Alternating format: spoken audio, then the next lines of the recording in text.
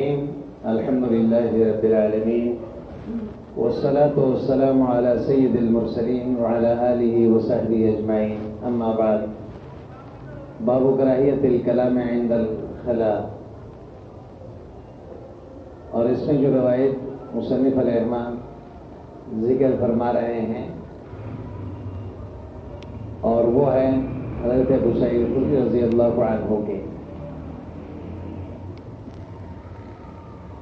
اور صحابی سے نقل کرنے والی جو ہے وہ ہلال ابن عیاض ہے. بعض روایتوں میں ہے کہ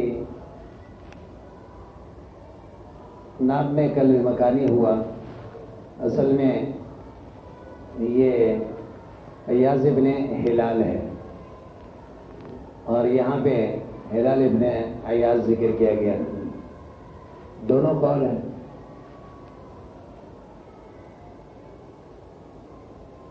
نبی اکرم صلی اللہ علیہ وسلم کا ارشاد ہے کہ لا یخرج رجلان یضربان الغائط کاشفین عن عورتہما. دو آدمی قضاء حاجت کے لیے نہ جائیں، نہ نکلیں اس حال میں کہ کشف عورت بھی ہو اور آپس میں بات چیت بھی کر رہے ہیں، اس لیے کہ اللہ اس سے ناراض ہو جاتے ہیں. دور جہالت میں چونکہ کشف عورت کو معیوب نہیں سمجھے جاتے تھے، اور بلکہ یہ سمجھتے تھے کہ یہ تو عورتوں کا کام ہے، مرد ستر عورت مرد کے لیے ضروری نہیں ہے. نبی اکرم صلی اللہ علیہ وسلم نے اس کو رد فرمایا. یہاں دو چیزوں کا ذکر فرمایا، ایک کاشفین عن عورتہما، دوسرا یتحدثان. جمہور کا رائے یہ ہے کہ یہ دونوں مل جائیں تو قباحت بڑھ جاتی ہے، لہذا مقت کا تعلق شدت غضب سے ہے، اور شدت غضب جو ہے یہ ان دونوں کو ملنے پر ہوگا، اور کشف عورت جو ہے بلا ضرورت یہ حرام ہے. ہاں اکیلا صرف بات چیت کرنا قضاء حاجت کے وقت عند ضرورہ ہو تو کراہیت بھی نہیں ہے. بعض روایتوں میں کشف عورت کی صورت میں حضور اکرم صلی اللہ علیہ وسلم سے بات چیت کرنے کا ثبوت ملتا ہے. حضور اکرم صلی اللہ علیہ وسلم کے زوجہ مطہرہ فرماتی ہے کہ ہم غسل کر رہے تھے تو نبی اکرم صلی اللہ علیہ وسلم نے غسل کے دوران ہم سے بات کی. تو ظاہری بات ہے غسل کے وقت جو ہے کشف عورت ہوتا ہے، تو اگر بلا ضرورت ہو تو بات چیت قضاء حاجت کے وقت یہ مکروہ ہے، مکروہ تنزیہی. ہاں البتہ کشف عورت بھی مل جائیں تو پھر یہ حرام کے درجے تک پہنچے گا، تو یم کو تو اللہ ذالک. لیکن علامہ شوکانی رحمہ اللہ فرماتے ہیں کہ ان دونوں کے لیے ہی یہ حکم ہے، الگ الگ بھی. لہٰذا جس طرح کشف عورت حرام ہے، اسی طرح قضاء حاجت کے وقت بات چیت بھی حرام ہے، لیکن محدثین یہ نہیں فرماتے. آگے پھر فرمایا قال ابو داؤد لم یسندہ الا عکرمہ ابن عمار. اس روایت کو مسندن صرف عکرمہ ابن عمار نقل فرما رہے ہیں. مصنف الرحمٰ اس میں ایک علت غامضہ کے طرف اشارہ کر رہے ہیں. کسی بھی حدیث کے اندر علت جو پائے جاتے ہیں وہ دو طرح کے ہوتے ہیں. ایک علت ظاہرہ ہوتا ہے، ہر ایک کو پتہ چل جاتا ہے کہ اس میں انقطاع ہے، یا اس میں کوئی اور وجہ ہے، کوئی ضعیف راوی آ گیا. اور دوسرا ہوتا ہے علت غامضہ. علت غامضہ وہ پوشیدہ علت کو کہتے ہیں جو عام آدمی نہیں سمجھتا. بظاہر عام لوگ جو ہے، جو بلکہ عام محدثین بھی اس حدیث کے ذوق کو بیان نہیں کر سکتے، بلکہ اس کے لیے جرح و تعدیل کے خاص وہ ماہرین کی ضرورت ہوتی ہے، جیسے امام نسائی ہے، دارقطنی ہے، ابو حاتم رازی ہے، بات سمجھ میں آئی نا، امام بخاری ہے. اس طرح کے لوگ جو علت غامضہ کو بیان کرتے ہیں تو امام ابو داؤد رحمہ اللہ بھی یہی فرماتے ہیں کہ یہ اس روایت کو اکرمہ ابن عمار نے ہی مسنداً ذکر فرمایا۔ اکرمہ ابن عمار سے کا استاذ ہے یحییٰ ابن ابی کثیر، اور یحییٰ ابن کثیر سے دوسرے روات بھی ذکر کر رہے ہیں جیسے امام اوزاعی ہے، اور بھی حضرات محدثین اس روایت کو نقل فرما رہے ہیں، لیکن وہ سب جب اس روایت کو نقل کر رہے ہیں تو مرسلاً نقل کر رہے ہیں۔ کیا نقل کر رہے ہیں؟ مرسلاً، صحابی کا واسطہ اس میں نہیں ہے۔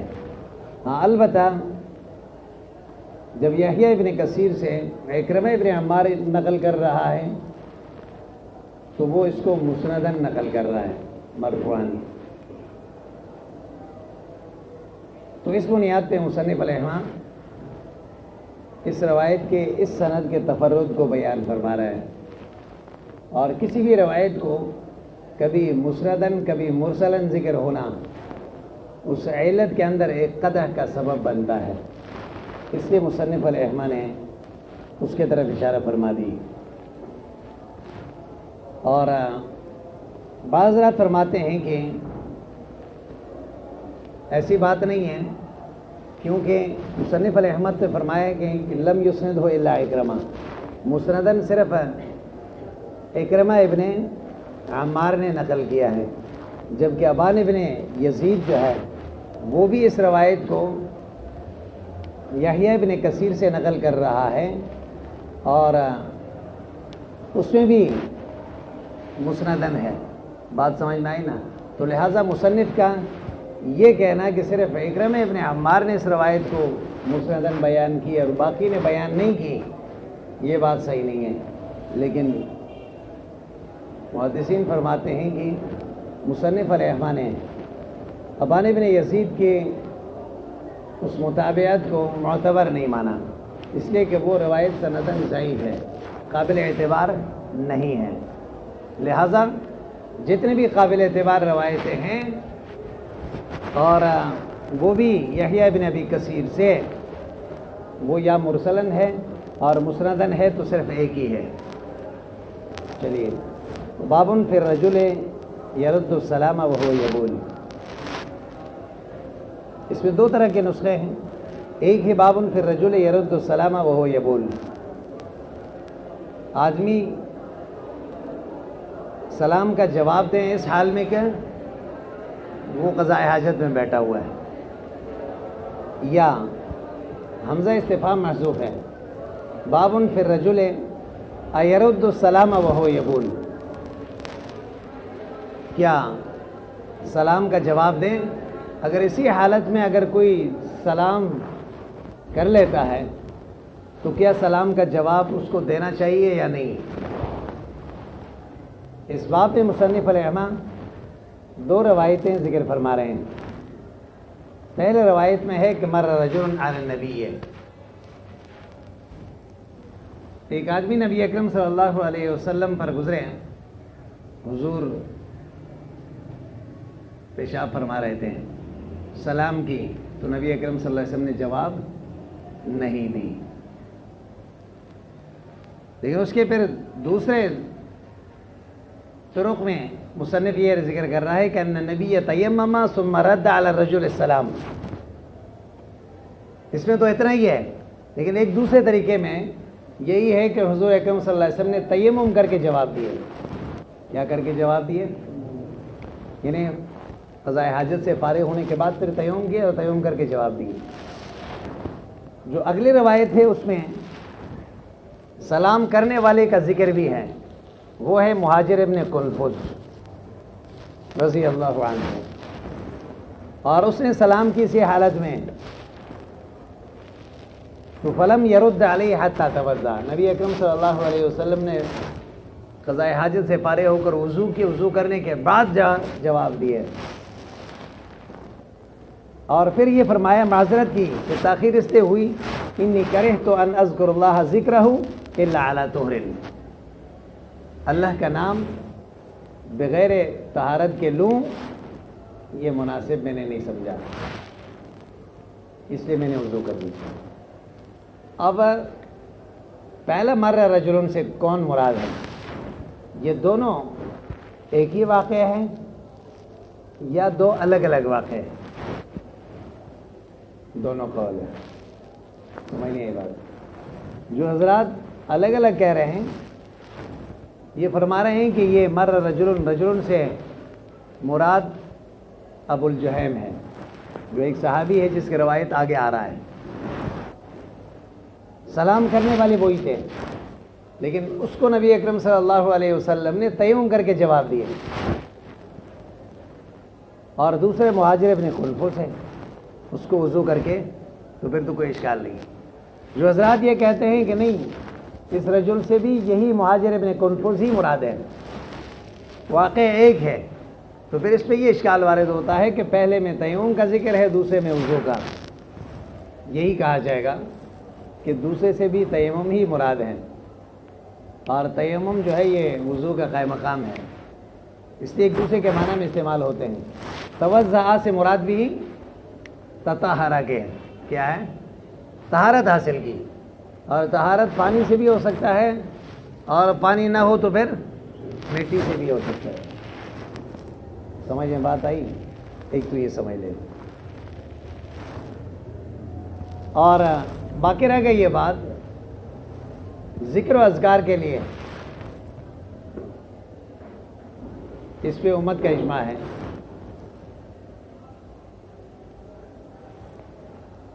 ذکر کے لیے جو ہے طہارت ضروری نہیں ہے، نہ طہارت صغریٰ ضروری ہے اور نہ طہارت کبریٰ ضروری ہے. البتہ آپ کو پتہ ہے کہ قرآن کریم کے تلاوت کے لیے طہارت کبریٰ سے پاکی ضروری ہے، تو غسل واجب نہ ہو. اگر وضو نہیں ہے، زبانی طور پر ایک آدمی قرآن کا تلاوت کر رہا ہے تو پھر بھی کر سکتا ہے، وہ مانعت نہیں ہے، لیکن قرآن کو ہاتھ نہیں لگا سکتا بغیر وضو. ہاں تلاوت کے ممانعت نہیں.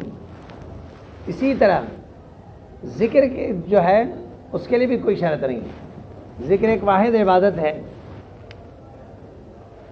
تو ہر وقت آدمی کر سکتا ہے، ہر وقت آدمی کر سکتا ہے. یذکرون اللہ قیاما وقعودا وعلی جنوبہم، اللہ نے فرمایا قیام کی صورت میں بھی، بیٹھنے کی صورت میں بھی، اور لیٹنے کی صورت میں بھی، ہر صورت میں اللہ کی. لا یزال لسانک رطبا عن ذکر اللہ، آپ کے زبان ہمیشہ اللہ کے ذکر سے کیا ہونی چاہیے؟ تر ہونی چاہیے. کل قیامت کے دن جب اس کے اعمال نامے میں اتنے اعمال دیکھیں گے تو یہ حیران رہ جائے گا کہ اتنے اعمال تو میرے نہیں تھے.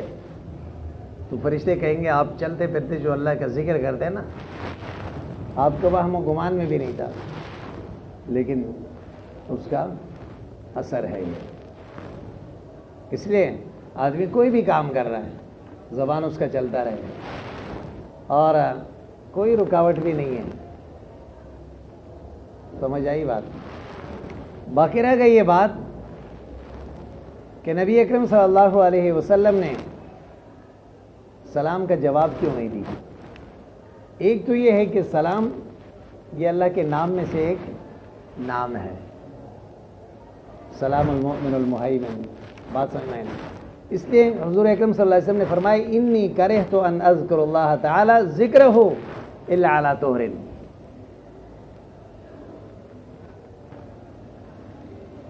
ایک ہوتا ہے عدم جواز، ایک ہوتا ہے خلاف اولا. تو انبیاءوں کا معاملہ مختلف ہوتا ہے. انبیاء پھر خلاف اولا کام سے بھی بچنے کی کوشش کرتے ہیں. اگر نبی سے اجتہادی غلطی ہو جائے اور یا خلاف اولا کوئی کام سرزد ہو جائے تو اللہ نبی کو اس پہ بھی تنبیہ فرماتے ہیں، جو عام لوگوں کے یہاں وہ گناہ کے زمرے میں نہیں ہوتا، کیونکہ وہ مقرب مخلوق ہے. سمجھ میں بات آئی؟ اس لیے نبی اکرم صلی اللہ علیہ وسلم نے یہی ارشاد فرمایا، اور تیمم یا وضو کر کے حضور اکرم صلی اللہ علیہ وسلم نے جواب دیے. آپ کہیں گے یہاں کرہت ان اذکر اللہ ذکرہ الا علی طہر، اس سے تو یہ معلوم ہوتا ہے کہ اللہ کے ذکر بغیر وضو کے یہ مناسب نہیں ہے. جبکہ حضرت عائشہ کی روایت ہے، اس کے اگلے باب میں مصنف ذکر کر رہا ہے وہ فرماتی ہیں کہ کان رسول اللہ صلی اللہ علیہ وسلم یذکر اللہ عز وجل علی کل احیانہ، حضور تو ہر وقت اللہ کے ذکر میں مشغول ہوتے تھے۔ اب ہر وقت سے مراد کیا ہے؟ وضو ہو تو پھر بھی، وضو نہ ہو تو کل احیان تو یہی ہے نا، ہر وقت آدمی وضو کی حالت میں تو نہیں ہوتا رہتا۔ سمجھ آئی بات؟ تو اس کا پھر دونوں روایتوں میں بظاہر تعارض نظر آ رہا ہے۔ دفعہ تعارض اس طرح ہوگا کہ یہ کہا جائے گا کہ یذکر اللہ علی کل احیانہ سے مراد ذکر قلبی ہے، کیا ہے؟ اور یہاں مراد جو ہے ذکر لسانی ہے، یعنی حضور کے دل سے اللہ کی یاد کبھی نہیں نکل دیتے۔ عام انسان تو غافل نہیں ہو سکتا ہے۔ یا یہ ہے کہ یہاں تخصیص ہے، کان رسول اللہ صلی اللہ علیہ وسلم یذکر اللہ عز وجل علی کل احیانہ، علی کل احیان ذکر ہے۔ احیان سے مراد کیا مراد ہے؟ احیان ذکر، یعنی جہاں جہاں ذکر کا موقع ہے تو حضور اکرم صلی اللہ علیہ وسلم وہاں اللہ کو یاد ضرور، احیان ذکر مراد ہے، عام حالت مراد نہیں ہے۔ جہاں ذکر نہیں ہو سکتا، جیسے قضاء حاجت کی جگہ پر جہاں گندگی ہوتی ہے وہاں پہ اللہ کا نام نہیں لیا جا سکتا ہے، تو وہ مراد نہیں ہے۔ سمجھ میں بات آئی؟ ہاں بھائی، بہرحال چلیے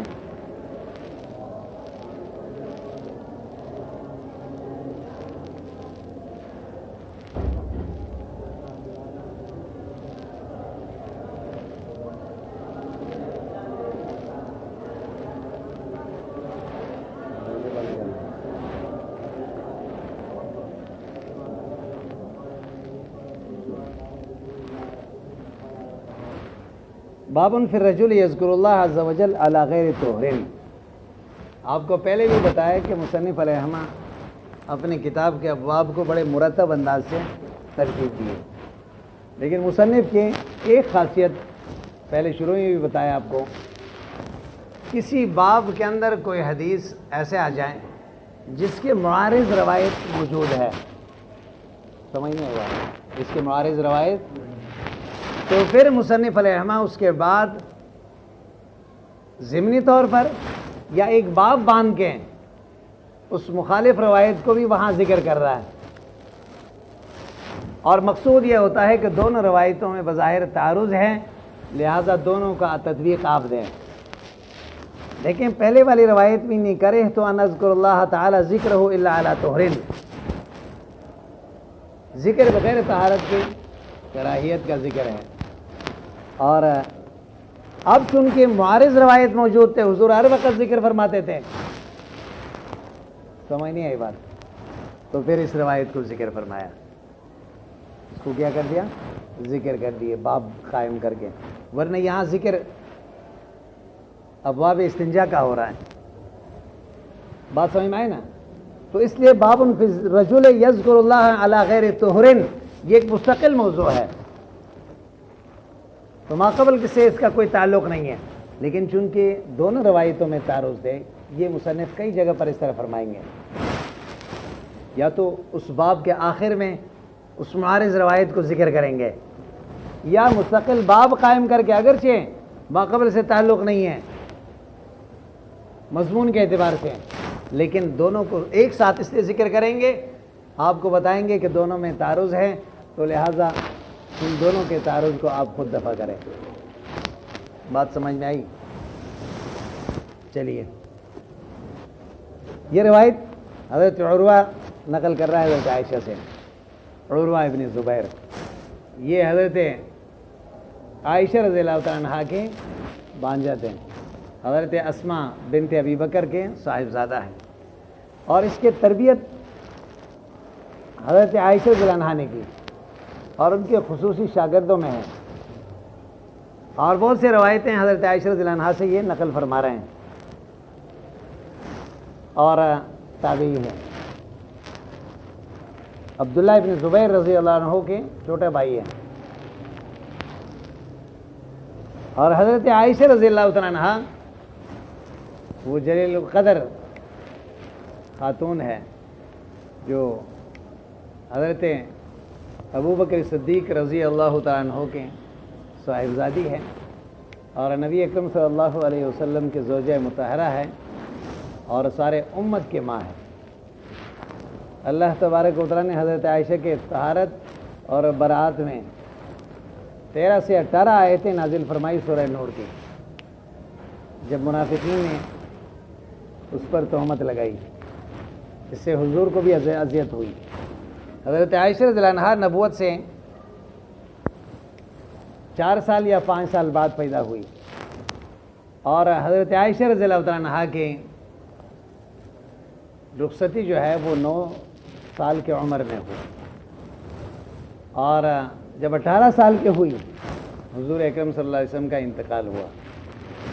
جب یہ 18 سال کے ہوئی تو نبی اکرم صلی اللہ علیہ وسلم کا انتقال ہوا۔ اور یہ بھی سمجھ لیں کہ حضرت عائشہ رضی اللہ عنہا بڑے ہوشیار اور افقہ النساء تھی، بلکہ صحابہ کرام کسی بھی مسئلے میں ان کا اگر اختلاف ہوتا تو بالآخر فیصلہ حضرت عائشہ فرماتی تھی۔ بات سمجھنا ہے نا؟ تو بہت سے مسائل میں صحابہ کرام حضرت عائشہ رضی اللہ عنہا سے رجوع فرماتے تھے، تو اس وجہ سے افقہ النساء۔ بات سمجھ میں آئے نا؟ چلیے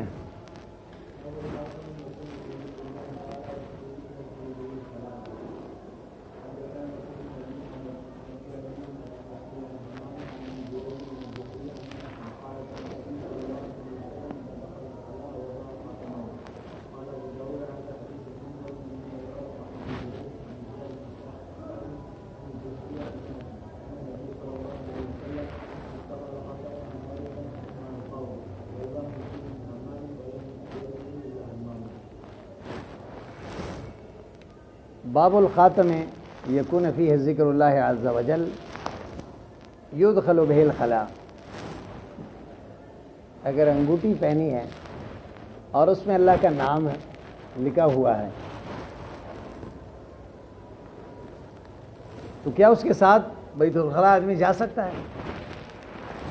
ذکر تو یہاں انگوٹھی کا ہے، لیکن فرماتے ہیں کہ ہر اس چیز کے ساتھ متعلق ہے جس میں اللہ کا نام لکھا ہوا ہو۔ بات سمجھنا ہے نا؟ اللہ کے نام ہو یا متبرک الفاظ ہوں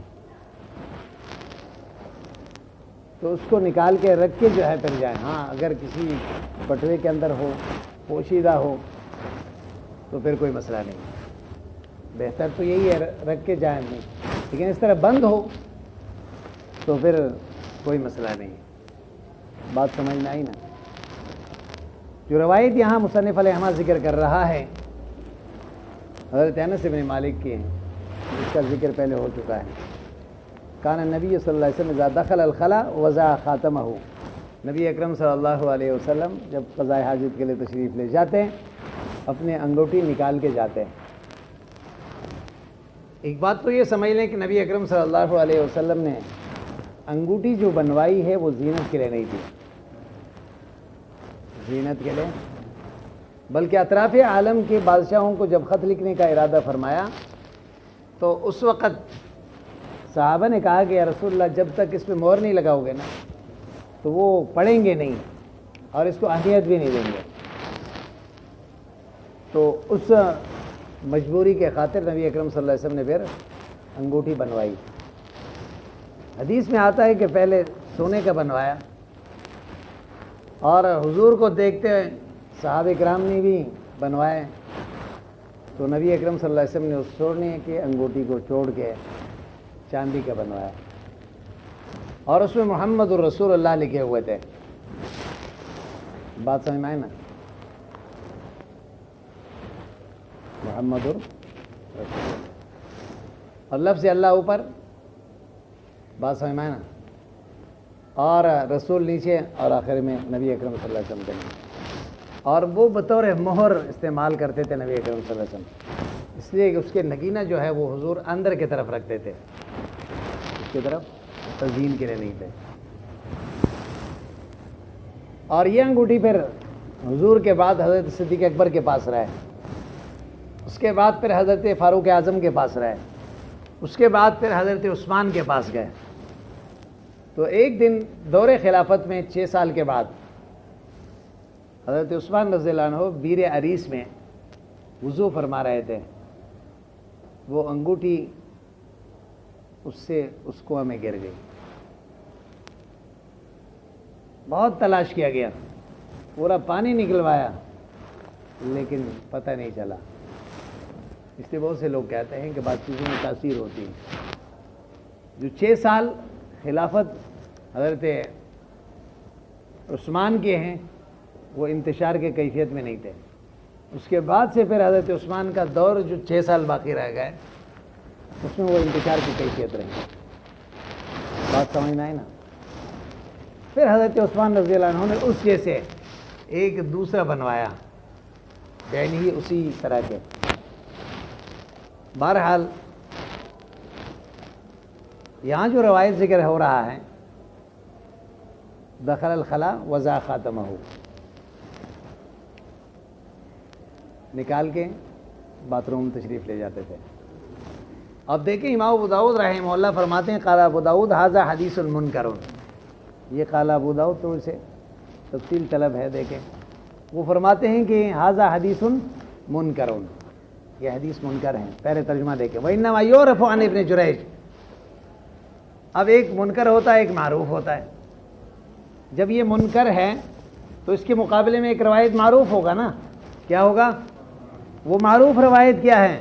مصنف فرما رہے ہیں کہ معروف روایت ابن جریج سے عن زیاد ابن سعد عن الزہری عن انس. اصل میں یہ ہے. پھر اس کے عبارت کیا ہے؟ ان النبی صلی اللہ علیہ وسلم اتخذ خاتما من ورق ثم القاہ. متن بھی یہی ہے اور اوپر والا متن نہیں ہے اصل میں. والوہم فیہ من حمام. یہاں غلطی کس سے ہوئی؟ حمام راوی سے. ولم یروی الا حمام, اور اس کو صرف حمام نے نقل کیا اس پر.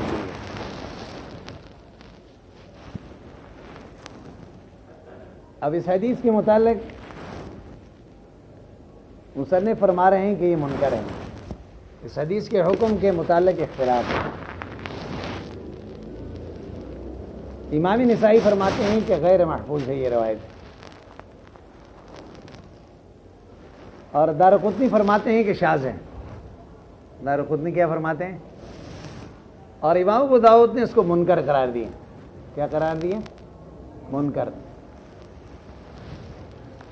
یہ تو ایک طرف لوگ ہیں. دوسرا طرف امام ترمذی رحمہ اللہ ہے, اور وہ اس روایت کے متعلق فرماتے ہیں ذکر کرنے کے بعد ھذا حدیث حسن صحیح حسن غریب. یہ مطلب یہ ہے کہ حدیث حسن ہے, منکر نہیں ہے. سمجھ میں بات آئی؟ حافظ منظری رحمہ اللہ نے بھی امام ترمذی کا تائید فرمائی ہے.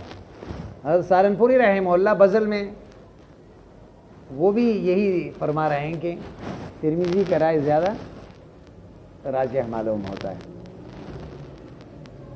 اب پہلے یہ سمجھ لیں کہ امام ابو داؤد رحمہ اللہ اس کو منکر کیوں کہہ رہے ہیں. کیا کہہ رہے ہیں؟ تو فرما رہے ہیں کہ منکر اس لیے ہے کہ یہاں پہ ایک راوی ہے حمام. کون ہے؟ حمام راوی ہے, اور وہ حمام راوی سے 2 غلطیاں ہوئی ہیں. کتنے غلطیاں ہوئی؟ ایک متن میں, ایک سند میں, ایک متن میں, ایک سند میں. متن میں اس نے ذکر کیا ہے کہ ذا دخل الخلا وضع خاتمہ. یہ ہے نا روایت حمام کے.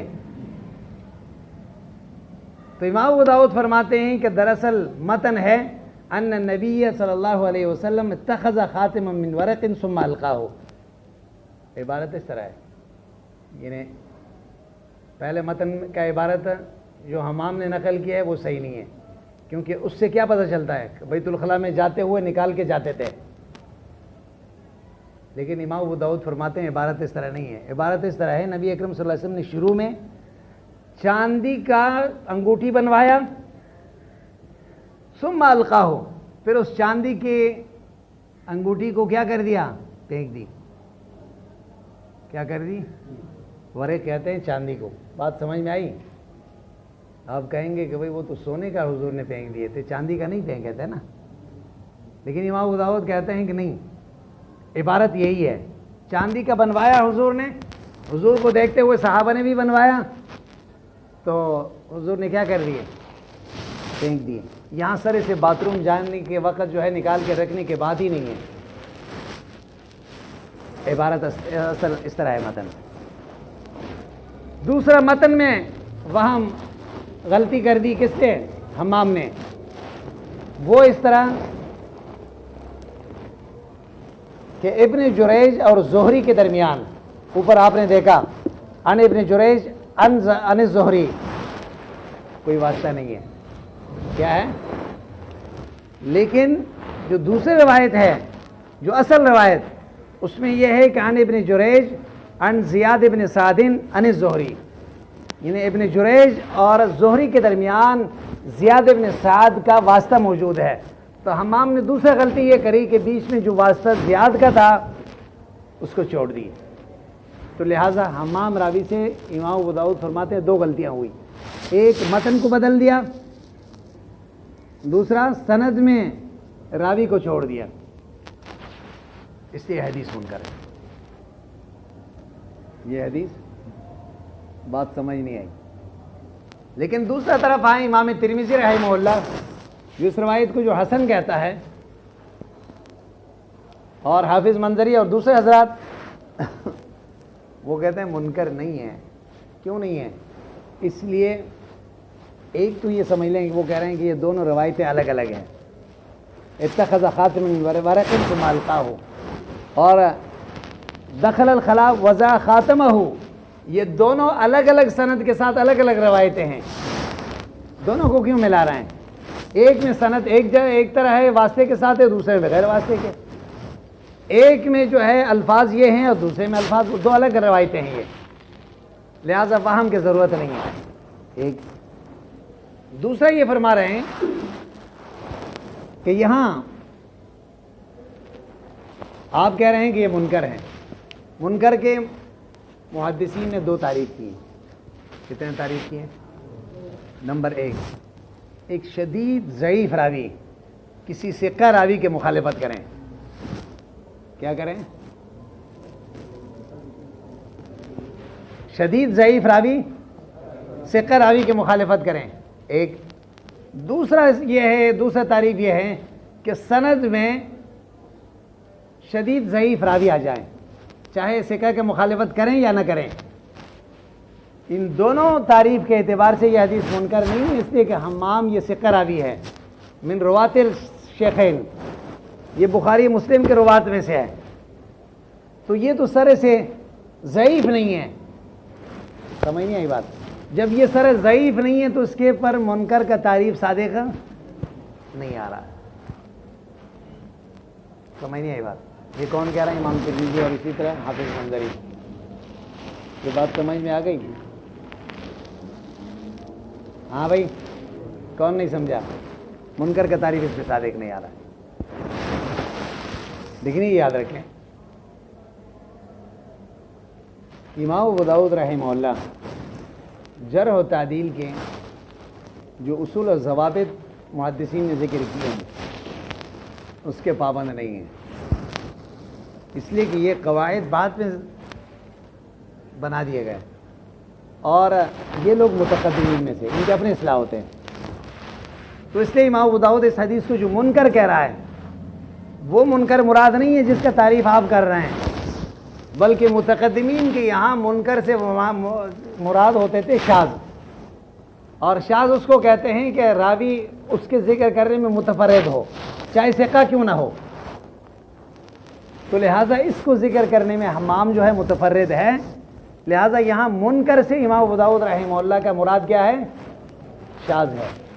اور متقدمین جو ہے اسی کو ہی، چاہے ثقہ راوی کیوں نہ ہو، جب اس میں تفرد پائے جائیں تو اس کو شاذ کہتے تھے. سمجھ میں بات آئی یا نہیں؟ اور اسی کو پھر منکر بھی کہتے تھے. اس لیے امام ابو داؤد رحمہ اللہ پر اعتراض صحیح نہیں ہے. ایک چیز یہاں پہ جو قابل اعتراض ہے وہ یہ ہے کہ امام ابو داؤد رحمہ اللہ فرماتے ہیں کہ دخل الخلاء وضع خاتمہ، یہ صحیح نہیں ہے. اصل میں صحیح متن کیا ہے؟ اتخذ خاتما من ورق ثم القاہ، چاندی کی انگوٹھی بنوائی اور پھر پھینکی. یہ اس میں تو بالکل ہی یہ دوسرے جس کو صحیح کہہ رہا ہے یہ تو محدثین کے یہاں صحیح ہی نہیں ہے. کیوں؟ حضور نے پہلے کس کا بنایا؟ سونے کا بنوایا. بات سمجھ میں آئی نا؟ کس کا بنوایا؟ آگے ماننا